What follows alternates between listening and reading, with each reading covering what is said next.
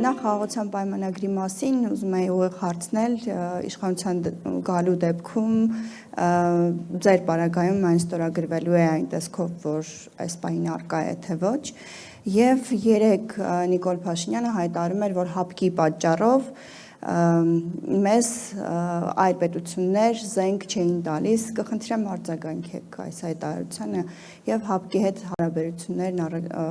ձեր իշխանության դեպքում ինչպես են կարգավորվելու կամ միգուցե հակառակը։ Հասկացա։ Առաջի հարցի վերաբերյալ անցած անգամ ես ասել եմ ինչ կանեի, իմ մոտեցումը չի փոխվել։ Այս հայտարարությունը ըստ էության որևէ երաշխիքներ չի պարունակում իր մեջ, չկան երաշխավորներ եւ իմ առաջարկը հետեւյալն էր. համալրել եւս մեկ համաձայնագրով, որը իր մեջ կներառի հենց երաշխիքային ամբողջ այս կոմպլեքսը։ Եվ այդ երկու փաստաթուղթը ստորագրվեն միաժամանակ։ Այդ դեպքում հասկանալի կլինի, թե մենք ինչ ենք անում։ Եվ չի կարող կայուն խաղաղություն անվանել այն խաղաղությունը, որը հենված կլինի մեկ մարդու տրամադրությունից։ Իլհամ Ալիևի տրամադրությունից։ Իսկ այս քաոտիկ եւ խոսացինք նաեւ աշխարհում թե ինչ է կատարում, այդ քաոտիկ աշխարհում հույս դնել մեկ մարդու տրամադրության վրա ուղղակի անհետեցություն է։ Եվ նաեւ ավելին կասեմ անպատասխանատվություն է։ Որտեւ հետո ասելով, բա, ինչ եղավ, դե ինչ անեմ, հապեց էլի։ Ինչ անեմ։ Սա է լինելու։ Ինչ վերաբերում է հապկին, մենք երբեք ուրիշ տեղից զենք առնելու պրոբլեմ չենք ունեցել։ Պրոբլեմ չենք ունեցել։ Նաեւ այդպիսի գնումներ եղել են։ Ուղղակի Ռուսաստանի հետ գնային առումով մենք այնպիսի զեղչեր ենք ունեցել, որ ուղղակի մարդ հիմար պետք է լինի, որ գնա կրկնակի կամ եռակի ավելի թանկ նույն զինատեսակը առնի որևէ տեղ։ Ու դրա հետ միասին հարցեր առաջանան, թե այդ զինատեսակի սպասարկման համար ինչ պիտի անես, այդ զինատեսակի համար այդ բոյկոմպլեկտը ոնց պիտի բերես, որտեղ լոգիստիկ ման բոլոր հարցերում լրջագույն խնդիրներ էին առաջանում։ Որևէ նման խնդիր մենք երբևէ չենք ունեցել։ Այն ինչ որ հիմա է արվում, ինձ համար իսկապես մեծ հարցեր է առաջացնում, վերջը ոլորտից հաստատ ավելի շատ եմ հասկանում, քան այսօրվա իշխանությունը, հաստատ անգամներով։ Իմ տպավորությունը, որ իրենք հնարավորապես բան չեն հասկանում։ Եթե դու ինչ որ Ֆրանսիայից մի քանի բան հրետանի ես գնել, հիմա դու մտածում ես, թե ինչ գնով եւ ինչ քանակի պետք է զինամթեր կբերես։ Ոնց ես բերելու։ Եվ ինչա դա քո վրա նստելու։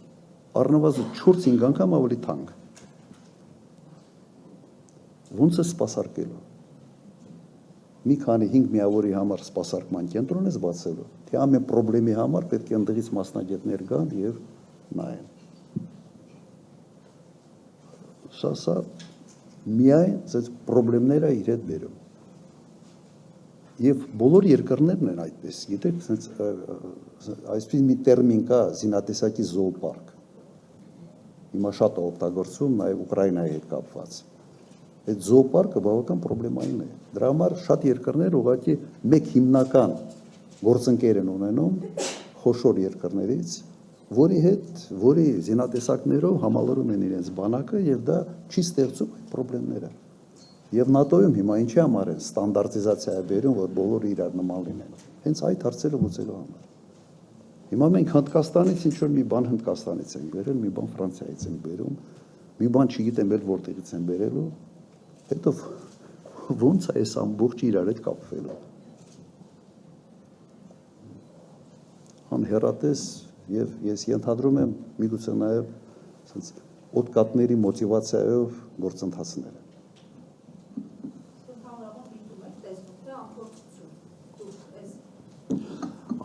Ես արդեն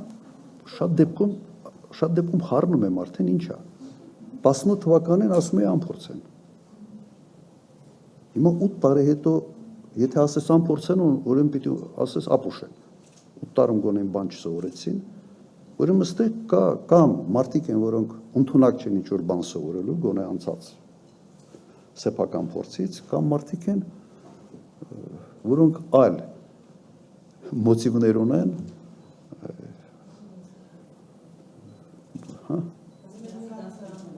ու այլ մոտիվներ ունեն, այլ նպատակներ ունեն։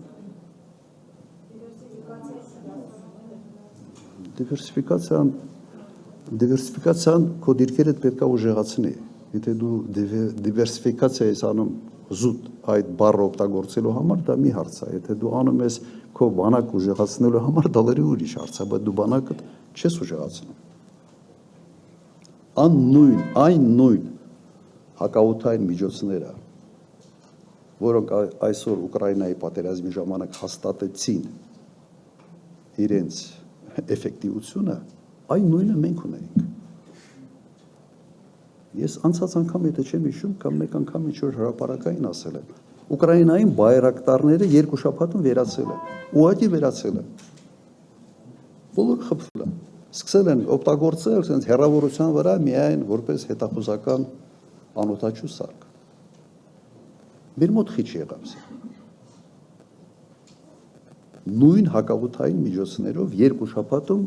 բայրակտարները ավարտվեցին։ Եվ երբ որ Ղարաբաղյան պատերազմի ժամանակ բայրակտարների sense մեծ ռեկլամ եղավ, կոնտրակտներ եւ այլ, sense լավ առաջխաղացում ունեցան, Ուկրաինայից հետո հակառակը եղավ։ Ճիշտ հակառակը։ Լավ։ Բան մոռացա թե չէ։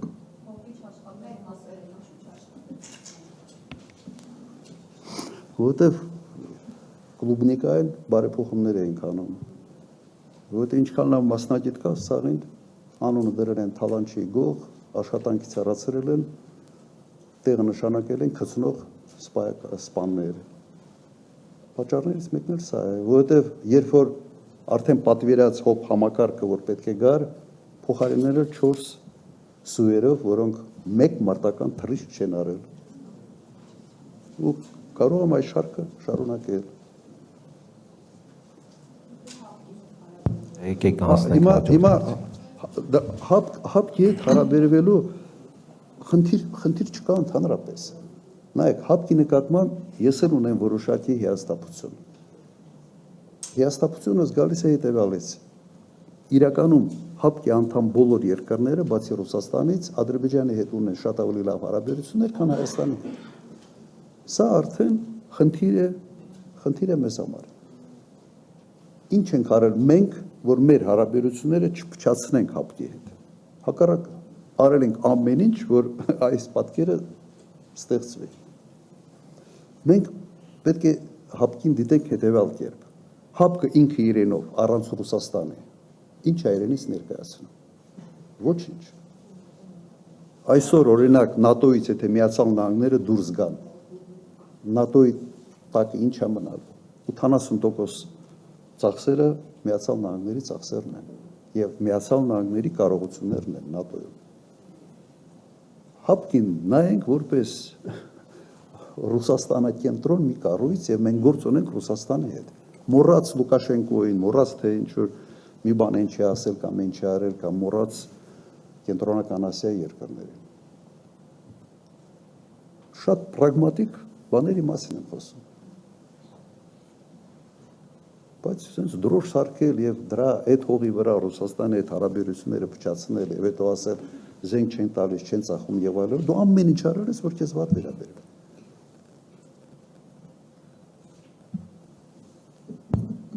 ABC News, հաջորդ Alpha News։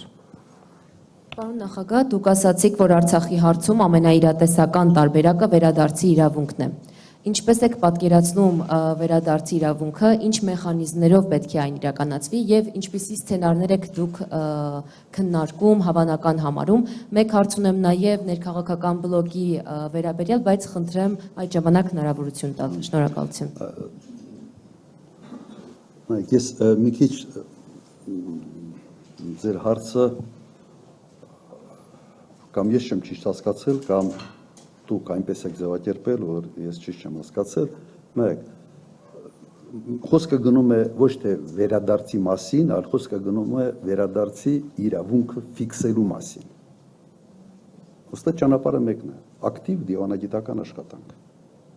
Ու սա այն թեման է, որը դժվար է մերժել միջազգային հանրության կողմից։ Ես չեմ պատկերացնում, թե որևէ օրինակ եվրոպական երկիր ասի չէ, մենք այդ իրավունքը չենք համարում, որ դուք պետք է այդ իրավունքը հետապնդենք։ Դժվար է ասել, հնարավոր չէ ասել։ Դրա համար խոսքը գնում է հետևյալի մասին։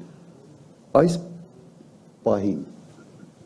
իրատեսականը սա է, փորձենք դիվանագիտական ճանապարհով շատ ակտիվ այդ հարցի լուծումը ստանալ։ Եվ ես տեսնում եմ, որ դա հնարավոր է։ Նույնիսկ Ադրբեջանի համար դժվար է ասել, չէ, վերադարձի հարց չեն կարող քննարկել։ Իրենք փորձելով են դա կապել ադրբեջանցիների վերադարձի հետ եւ այլ, հասկացաք, դիվանագիտական աշխատանք։ Ուրիշ ճանապարհ ուղղակի գոյություն չունի։